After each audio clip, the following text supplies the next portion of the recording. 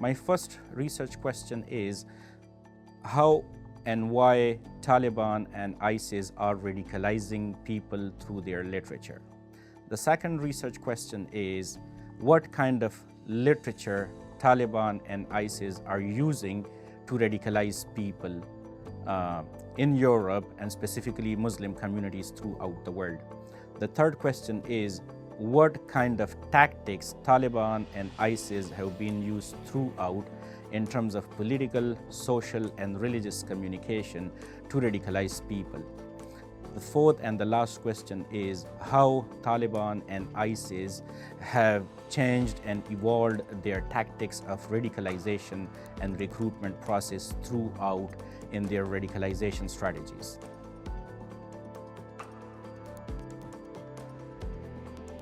So the story goes beyond almost 20 years ago. I belong to a very tribal culture in Central Asia and South Asia. And I've been a journalist for almost 14 years before I came for my PhD. And I worked with different international organizations, International Herald Tribune, the Express Tribunes, NY Times, worked for the Guardians, and worked in all the conflict zones in Central Asia and Middle East, Afghanistan, and in Pakistan, parts of in India, even went to America to work in the conflict zones where they're even involved with the online African communities, even in the Far East Asia.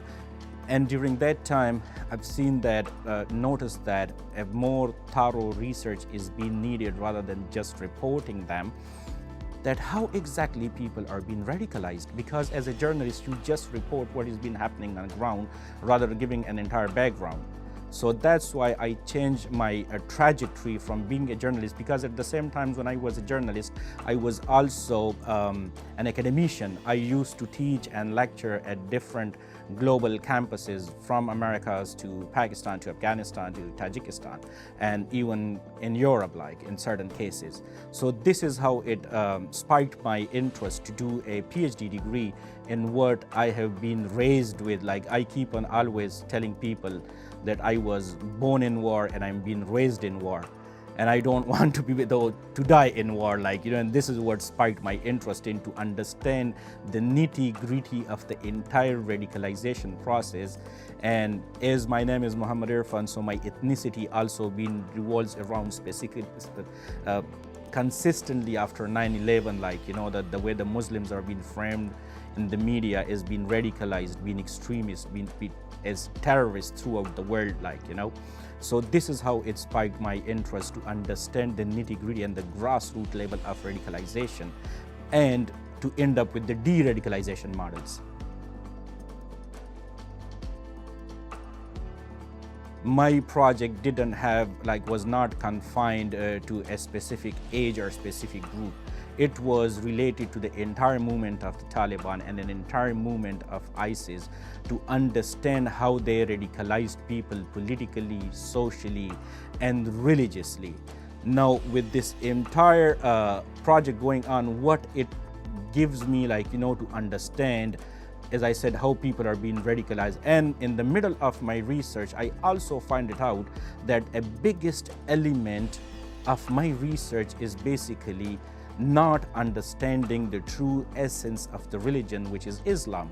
Because many of the people who are in the, I divided it between Oriental and Occidental. And I said both on Oriental levels and on Occidental level, people lack the basic understanding of Islam. Because we think that both Taliban and ISIS, by we I mean we, those who are not radicalized, think that both ISIS and Taliban are not Muslims as a Muslim, while the non-Muslim community thinks that they are being Muslims. So this is basically the basic bone of contention, I would say, in this entire radicalization process, apart from other political and social and religious perspectives, So this was one of the biggest perspectives that I want now more to work above the sectarian lines, to work on the political Islam, which needs to be addressed fully and with its full coverage and impact. So basically, as a researcher, now during my PhD, I got another trajectory path because the online radicalization has been going on. And now recently I found out that ISIS is basically using AI tools, artificial intelligence tool to radicalize people and recruit people. It also sparked my interest towards AI research and stuff, and I also try to understand that how terrorism is been working on AI research. Apart from that, the theoretical perspective is that the theory that I used and the methodology that I use is from the discourse historical approach. It has never ever been used on hardcore radicalized people like groups like ISIS and Taliban. So this is the first ever time that I used in this research. Another way, the Taliban has never ever been researched this thoroughly, so I do it. So what it would turn into, like, that I am proposing a specific theoretical framework based on the political Islamic side and a de-radicalization model which would be specified from the Islamic notion rather than on the Western notion. So these are, like, the kind of aspiration after my graduation, like, terrorism studies, war studies, political side, social side, theological side, like, so it has many dimensions, like, apart from the job perspective, like, or apart from just research and publications and all those things, like, it has many ways and many multitudes, I would say, and I put it this way. PhD is a very lonely journey, I would say. It's a very lonely journey. So first of all, you need to have a passion for it. Like I always say, PhD is not a sprint. It's a marathon. You have to go, it's a marathon if you want to complete it. But for that marathon, you need another person with you, that is your supervisor. If you have no synchronization with your supervisor, you cannot do a PhD. So my first and last would be that PhD is a marathon. It's not a sprint.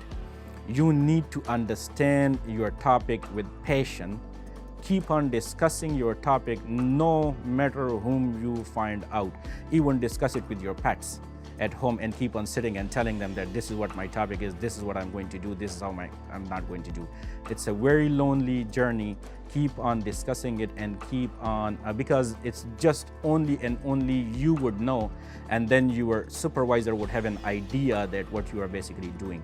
If you find a good supervisor who knows you and who treats you well, go for it. If your supervisor have a problem or you have a problem with your supervisor, then the journey becomes very, I would say, where it becomes very difficult, like, and at the end, you would understand that what you are doing, believe me, it's your area and nobody knows it more than you.